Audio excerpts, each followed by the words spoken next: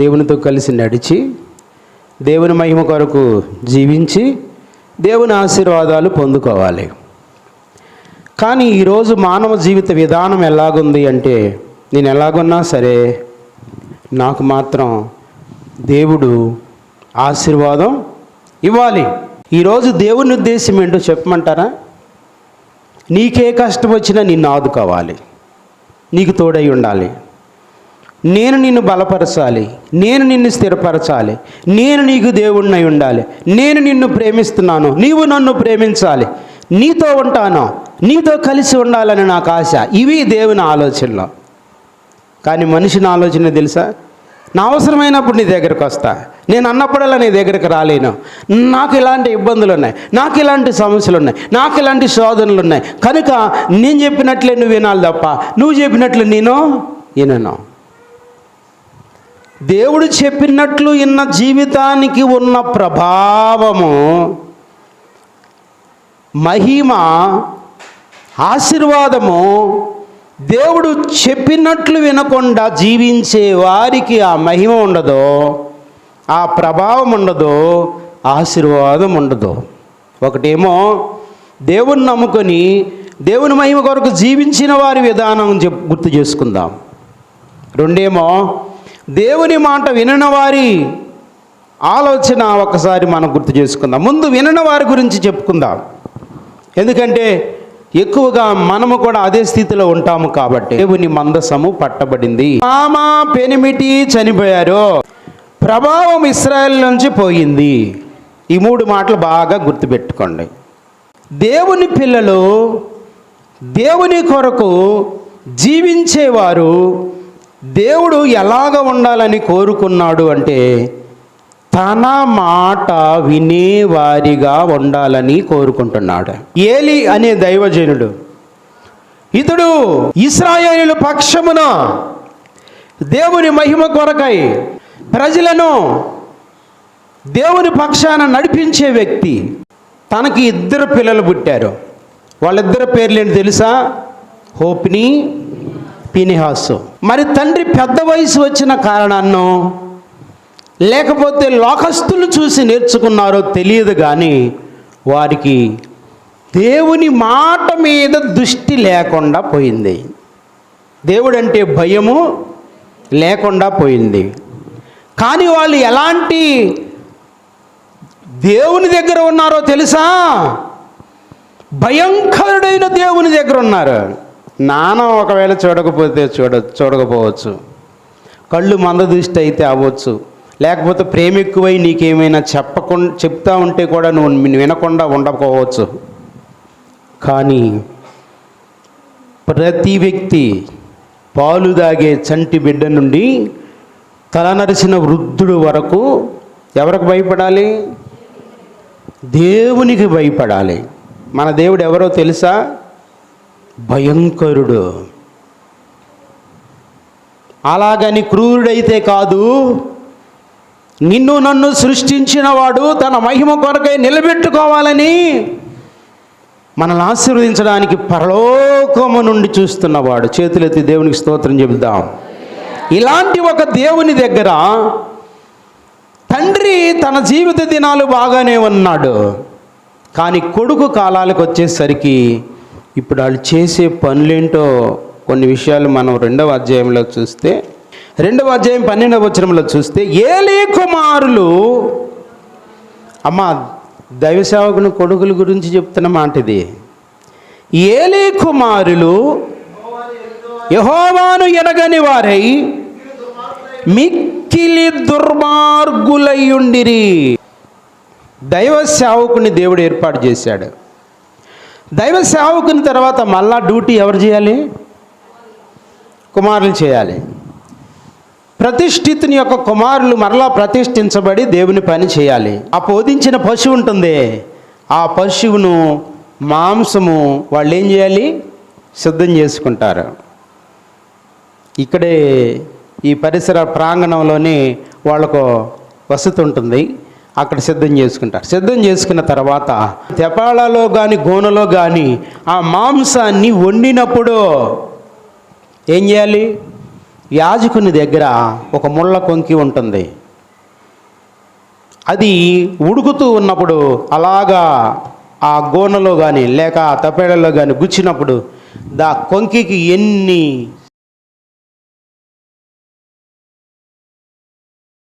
మాంసపు కండలు అయితే ఉన్నాయో అంతవరకే దైవ సేవకుడిది, మిగతాదంతా ఎవరిది?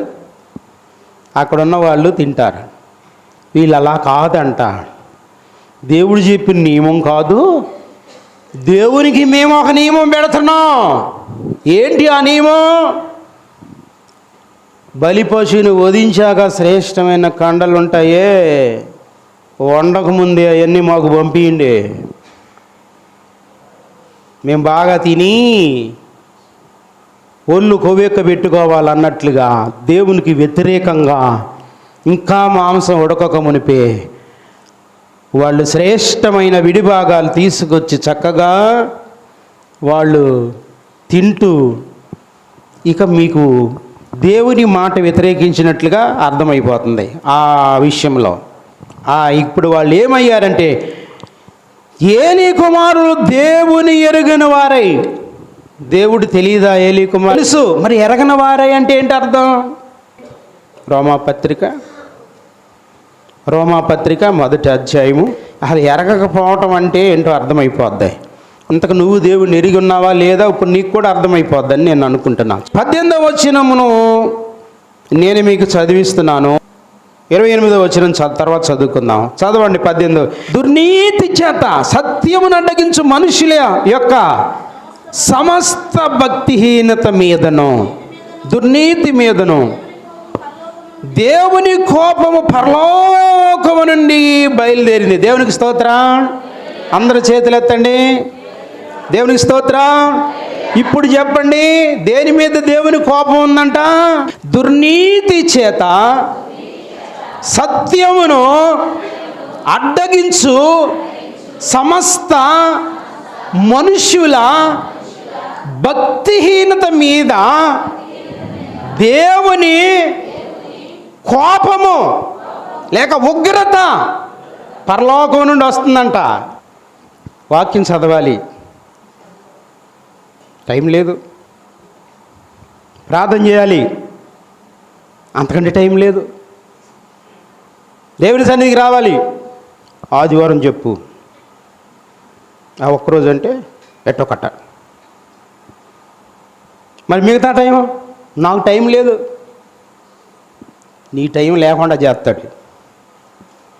వామ్మ ఇదేంటి అయ్యగారు ఇంత శాపం పెడతారంటారా?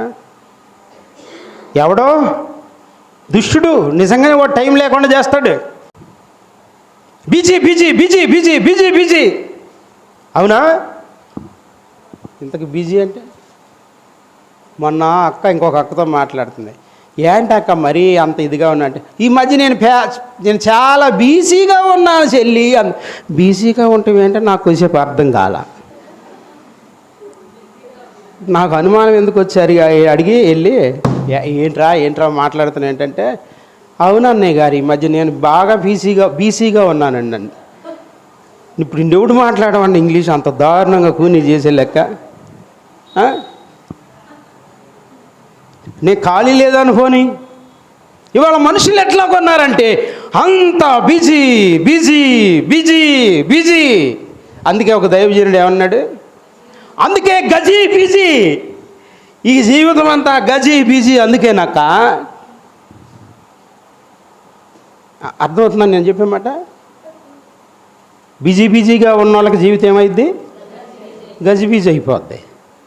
ఇది నేను చెప్పే మాట కాదు, దేవుని వాక్యంలో చాలామంది ఇలాగ బోల్తా పడ్డారు. అందుకే భక్తిహీనత ఎవరైతే చూపిస్తారో ప్రార్థనకి వెళ్ళాలి, కుదరదు. వాక్యం చదవాలి, కుదరదు. దేవుని సన్నిధిలో ఉండాలి, కుదరదు.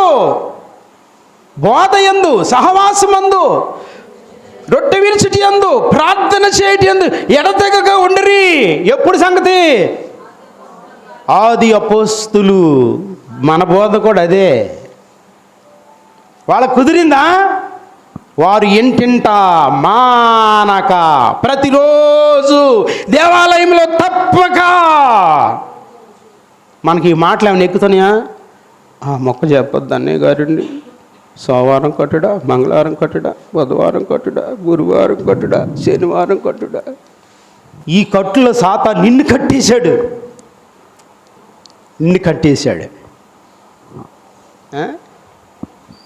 జీవితం అంటే ఆలోచన చేయకుండా ఎడాపెడా జీవిస్తున్నాం కదా, అందుకోసమే సాతాను కూడా ఎడాపెడా కట్టేశాడు, నిన్ను కట్టి పడేశాడు.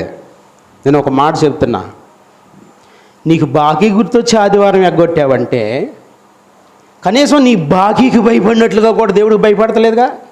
నీ బాకీకి భయపడినట్లుగా, నీ అప్పుకు భయపడినట్లుగా కూడా నువ్వు దేవునికి భయపడలేదుగా. నేను చిన్న మాట చెప్తున్నా వినండి. అమ్మ మిమ్మల్ని చూడగానే ఎందుకో నాకు ఆ మాట చెప్పాలి అని అనిపించింది. వాక్యం ఏంటంటే నిలద్దేమో అనిపించినా తప్పదు. ద్వితీయోపదేశకాండం 28వ అధ్యాయము మాటింటే, ఇప్పుడు నేను చదువుతున్నాను, మీరు గవగవ చక్కగా అర్థం చేసుకోండి. నీ దేవుడైన యెహోవా మాట విని ఎడల ఈ దీవెన నీ మీదకి వచ్చి నీకు ప్రాప్తించును. నీ పట్టణంలో దీవించబడదు, పొలంలో దీవించబడదు, గర్భఫలము, భూఫలము, పశువుల మందలు, దుక్కుటెద్దులు, గొర్రె మేకల మందలు, గంప, పిసుగు, తొట్టి లోపలికి వెళ్ళినప్పుడు దీవించబడదు, ఎలుపలికి వెళ్ళి వచ్చినప్పుడు దీవించబడదు. నీ మీద పడి నీ శత్రువులు యెహోవా నీ ఎదుట హతమగునట్లు చేయరు. వేరొక త్రోవను వారు నీ మీదకి బయలుదేరి వచ్చి 7 త్రోవలు నీ ఎదురు నుంచి పారిపోదురు. నీ కొట్లలోనూ నీవు చేయి ప్రయత్నములన్నిటిలో దీవెన కలుగును. యెహోవా ఆజ్ఞాపించును. నీ దేవుడైన యెహోవా నీకు ఇచ్చిన దేశంలో ఆయన నిన్ను ఆశీర్వదించును. నీ దేవుడైన యెహోవా ఆజ్ఞలు అనుసరించి ఆయన మార్గంలో నడుచుకుని యెహోవా నీ ప్రమాణం చేసిన భూ ప్రజలందరూ యెహోవా నామమున పిలువబడుటకు సూచుదురు. నీవు భయపడుదురు. మరియు యెహోవా నీకు ఇచ్చిన నీ పితరులతో ప్రమాణం చేసిన దేశంలో నీ గర్భఫలం, భూఫలం, పశువుల మందలన్నిటి విషయం, నేలమట్ల విషయం, నేల పంట విషయం నీకు సమృద్ధిగా మేలు కలుగును. యెహోవా నీ దేశం మీద వర్షం కురిపించును. చేతులెత్తి దేవుని స్తోత్రం చెబుదాం. అయితే ఒక మాట, మీరు తర్వాత 14 వచనాలు చక్కగా మీరు చదువుకోండి. ఇప్పుడు శాపాలు కూడా మాట విన్న వారికి వచ్చిన శాపాలు. ఈ శాపములన్నీ దేవుని మాట వినకపోతే నీ మీదకి వచ్చి నిన్ను శపిస్తాయి. ఏంటది? పట్టణంలో శపించబడదు, పొలంలో శపించబడదు, గంప పిండి పిసుకు తొట్టి శపించబడు. నీ గర్భఫలము, నీ భూఫలము, నీ గొర్రె మేకల మందలు, నీ పశువులు అన్ని రివర్స్. ఇక ఇప్పుడు చెప్పండి, నాకు దీవెనలు కావాలి అన్నోళ్ళు చేతులు ఎత్తండి. మీరు చెప్పండి, నాకు దీవెనలు కావాలి, శాపాలు వద్దు. నేను దేవుని మాట వింటాను.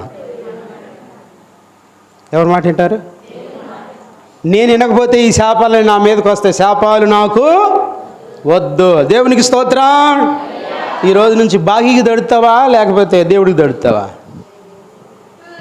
అప్పులకు దడుతావా దేవునికి దడుతావా? చెప్పరా? అనారోగ్యానికి దడుతావా దేవునికి దడుతావా? శత్రువు దడుతావా దేవునికి దడుస్తావా? నువ్వు దేవునికి భయపడటం నా దేవుడు చూశాడనుకో, నిన్ను దీవించకుండా ఒక్క నిమిషం కూడా ఆయన లేడు. చేతులెత్తి దేవునికి స్తోత్రం చెప్దా. మరి రివర్స్ గాళ్ళందరూ ఎవరో? భక్తిహీనులు. చేయవలసిన పని చేయరు, చేయవలసిన ప్రార్థన చేయరు, వాక్యం చదవరు, సన్నిధికి రావాల్సిన విధానం రారు. కానీ దేవుని సన్నిధికి మాత్రం వచ్చినట్లు ఉన్న ఆ ఒక్కరోజు ఆశీర్వాదం వారం అంతా కుదరదు, వారమంతా ఉండదు. ఏనాటి భక్తి ఆనాడే. నేను వారానికి ఒకసారి తింటాను అన్నోళ్ళు చేయొద్దండి. 2 రోజులకు ఒకసారి తింటాను అన్నోళ్ళు చేయొద్దండి. రోజు విడిచి రోజు తింటాను అన్నోళ్ళు, రోజు 3 పూటలు తింటాను అన్నోళ్ళు చేయొద్దండి. అసలు ఏం తక్కువ? నేను సంపాదిస్తున్నా, నేను తింటున్నా. ఓకే.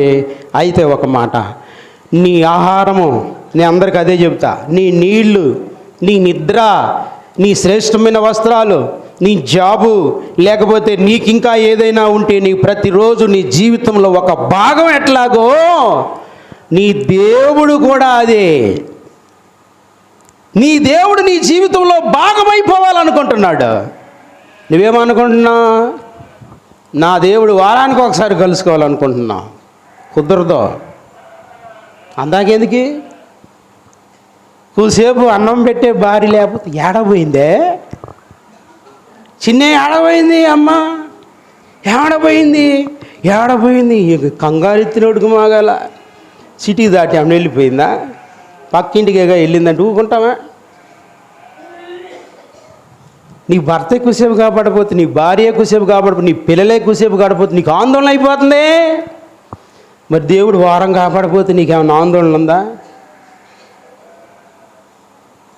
ఆశీర్వదించే దేవుణ్ణి నీ మంచి ప్రవర్తన ద్వారా సొంతం చేసుకో. దేవునికి స్తోత్రం. దీవించే దేవుణ్ణి శపించేటట్టు చేసుకోవద్దు. అసలు ఆయన ఏం శపించాల్సిన పని లేదు. నువ్వు రివర్స్గా ఉండేటట్టు సాతాను చేస్తాడు. ఆల్రెడీ నువ్వే శపించబడిపోతావు. ఇశ్రాయేలీలు కుప్పలు తెప్పలుగా సముద్ర ప్రవాహంలాగా వచ్చేస్తున్నారని కంగారు పట్టుకుందంట ఒక ఆయనకి. సంఖ్యాకాండంలో ఎరుకో రాజు, ఆయన పేరేంటి? బిలాము ప్రవక్తను ప్రేరేపించిన ఆయన పేరేంటి? ఇన్ని సూచనలు ఇచ్చినా తెలియట్లేదా? బాలాకు. ఏమాకు? బాలాకు. బాలాకు భయం పట్టుకుందంట. ఎందుకని? దీవించబడిన వాళ్ళు వస్తున్నారు, మనందరం శాపగ్రస్తులం, మనల్ని చంపేస్తారు, వాళ్ళ దేవుడు వాళ్ళ పక్షాన ఉన్నాడని గడగడ గడగడ గడగడ ఆడిపోతున్నాడు. ఎవరో రాజు. ఎవరిని చూసి? దేవుని ప్రజలను చూసి. దేవునికి స్తోత్రం. ఇప్పుడు ఎవరికన్నా భయం ఉందా? దేవుని పిల్లలంటే ఎవరికన్నా భయం ఉందా? లేదు. ఎందుకని? మనలో భక్తిహీనత ఏలుబడి చేస్తుంది, సాతాను శక్తి ఏలుబడి చేస్తుంది. అందుకే ఈరోజు మనం సాతాను కలిసి అయిపోతున్నాం. అయితే దీవించబడిన వాడిని మళ్ళా దీవించబడినోడే శపించాలి, కానీ మన వల్ల కాదు అని ప్లాన్ చెప్తే బిలామును ఏర్పాటు చేస్తే బిలామును కూడా తన ప్రజల్ని శపించనివ్వలేదు. దేవునికి మహిమ కలుగునగాక. మన దీవెన ఎలాంటిదంటే, ఓరగడ చూసి నువ్వు ఎప్పుడు నాశనం అవుతావు అని చూస్తున్నా అన్నావు అనుకో, నువ్వు బోర్ని ఆడవలసిన పని లేదు. నువ్వు చిన్న చిరునవ్వు నవ్వి అలాగే వెళ్ళిపోతే ఆ అన్న మాటతో ఆడే నాశనం అయిపోతాడు. అలాంటి శక్తివంతులు మనమా అన్నవా నువ్వే అయిపోవాలి మన గణం దిగుతాం. మనం ఏమి వాటి గురించి మాట్లాడాల్సిన పని లేదు. మనం మౌనంగా వెళ్తే చూసినవాడు కళ్ళు విషపు దృష్టి, చూసినవాడి అన్నవాడి మాట, చూసిన చూపులు ఎవరు చూశారు? దేవుడు చూశాడు. అన్న మాటలు ఎవరు విన్నారు? దేవుడు విన్నారు. రివర్స్. దేవునికి స్తోత్రం. ఈ క్రియల ఫలము, నువ్వు చేసిన భక్తి నిన్ను కాపాడునుగాక. దేవునికి స్తోత్రం. శత్రువు విషమ దృష్టి చూశాడా? శపించాడా? నీ కుటుంబం ఏమవ్వాలని కోరుకున్నాడు? రివర్స్. అది అయిపోతాడు. నువ్వేమి దేవుని నీతిని ఆధారం చేసుకుంటే నువ్వేమి తిరిగి వాడిని శపించవలసిన పని లేదు. ఎందుకని? అబ్రహాం 12వ అధ్యాయంలో ఏమన్నాడు? నిన్ను దీవించిన వాడిని దీవిస్తాను, నిన్ను శపించు వాడిని వాళ్ళని శపించబడిపోతారు.